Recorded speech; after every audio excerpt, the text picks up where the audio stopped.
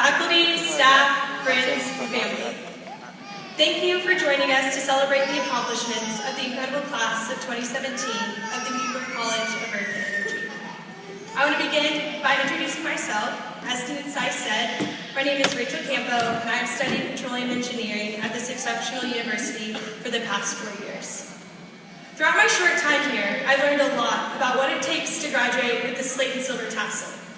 So, in the spirit of the new hands-on how-to program taking N202 by storm, I would now like to present how to graduate from NCEE in 4 or 5 years.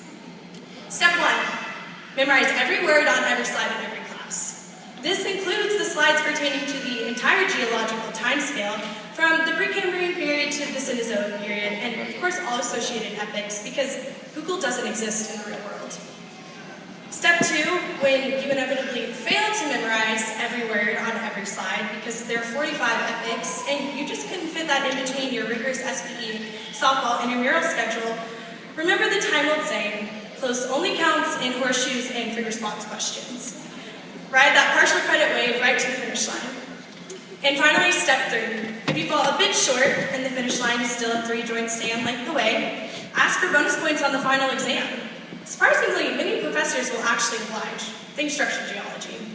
But warning, if the bonus problem on the final has absolutely anything to do with an Adele concert, run as fast as you can in the opposite direction. Your GPA will thank you later. Ultimately, the how-to part, memorizing everything, banking on partial credit, and begging for bonus points sounds really easy in theory, but things get a bit more complicated when the hands-on execution begins. In fact, Sarkis is one of the few buildings on campus where you can see students in their natural habitat actually celebrating instead of crying because they received a 60 on a test.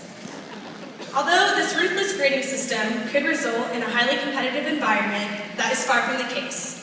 Group study sessions are widespread and frequent, and large Papa John pizzas are normally involved. Quizlet passwords are passed around like Halloween candy, but instead of giving you cavities and dentist bills, they save you and your parents thousands of dollars in tuition and fees. Over time, my peers have turned into my family. The kindness that is shown by each of you daily is what President Bourne had in mind when he envisioned the OU 2017. Side note, I'm pretty sure over half the National Merit Scholars he's always bragging on are my peers sitting in this room today. Seriously, you guys are crazy smart. But intelligence alone cannot get anyone far in life if it's not properly fostered and developed. The professors in Newport don't just teach students. They've gone out of their way to inspire a profound love and understanding of the industry that is quite literally fueling the world. None of us would be in this room today without the people sitting behind me, and for that I cannot thank you enough. Although the journey forward for each of us will be a bit different, some going on to further their education at graduate school, or others beginning their careers, it's important to realize that life is not about taking the straight line path from point A to point B. For one, that would be impossible because nothing goes perfectly according to plan. If that were the case, I would be on a red carpet in Hollywood by this point. Instead, the path forward will be full of turns, corners, and roadblocks. But these divergences from the straight path are opportunities to live and make mistakes. Failure is simply the precursor to success and the greatest catalyst for growth. I think the most important things our professors equipped us with while we were in college were the tools that will allow us to independently flourish and adapt. All the while when we thought we were drowning from rock properties or mineralogy, we were really being handed life vests for later experiences. Today, we will each graduate and receive that elusive piece of paper that unlocks so many doors. As I look around this room, I know the future of the oil and gas industry is in good hands. So thank you once again to the staff for providing mentorship and friendship to every student in this room, to the faculty for instilling intellectual curiosity in each of us and developing us into the engineers, geologists, and petrophysicists that we are today. And finally, to the family and friends that, for many of us, have made everything possible. In the words of the esteemed Elle Woods, class of 2017, we did it!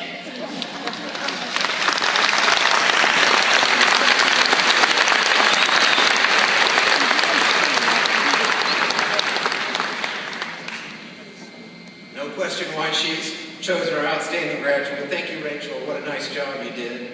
I do remember Elle Woods' famous words, too, so I'm not too old for that. Before we begin tonight, I'd like to first share with you some important information about our graduates, our college, and our university. Many have heard some of the accolades from President Boren, but some of them are worth repeating here tonight. You know, the University of Oklahoma is well known for its pursuit of excellence in sports, but the pursuit of excellence goes far beyond athletics. Academically, OU has produced 29 Rhodes Scholars and has received the prestigious Davis Cup Award for the last 3 years in a row. OU is the first public university in U.S. history to be ranked #1 4 years in a row in freshman National Merit Scholars enrolled, with the largest number ever enrolled coming this fall. So it just keeps getting better.